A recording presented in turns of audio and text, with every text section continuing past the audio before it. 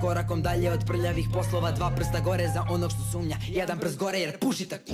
Ja sam ovdje rap game Naruto, planeta vi ste mi Pluto. Magla pada pa vidiš mutno, Naruto. Ja sam ovdje rap game Naruto, planeta vi ste mi Pluto. I pozdrav ljudi, sa vama je Rale i dobrodošli u novi klip. Kako ste mi ljudi, što ima kod vas? Pre nego što počnem sa klipom, želim samo da pozdravim ove ljudi ovdje koji smo zabrati na Instagramu, kao i ove ljudi ovdje koji su napisali neki komentar sa hashtagom Team Rale. Ako vi želite pozdrav, samo trebate me followati na Instagramu I'm Rale i da napišete neki komentar sa hashtagom Team Rale. A danas ćemo raditi najstrašnije Yu-Gi-Oh karte ikada. Biću iskren sa vama, kad sam bio klinac je bilo dosta Yu-Gi-Oh karata koji su me plašili. Možda pređemo na Yu-Gi-Oh karte koje su po meni najstrašnije, a možda i vama.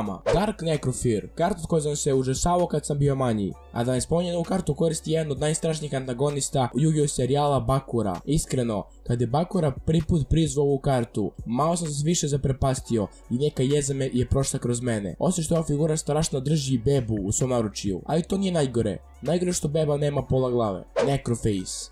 Odlično, pošto imamo Necrofeara, moramo imati Necroface, zar ne? Moramo je dobro što kaže zbog čega mi je ova karta strašna. Mislim, pogledajte samo. Šta bi ovo trebalo da bude?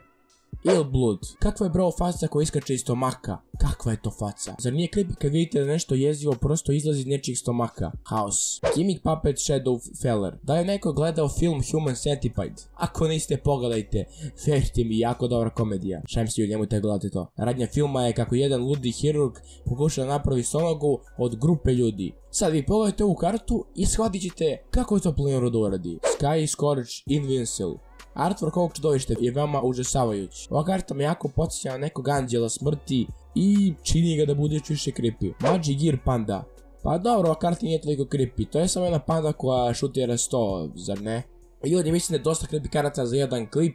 Pišite mi u komentarima koja je po vama karta najstrašnija i to bi bio to ljudi od mene. Vi lajkujte, šerujte, subscribe sa moj kanal, kako je postali član našeg kanala. Ljudi, peace.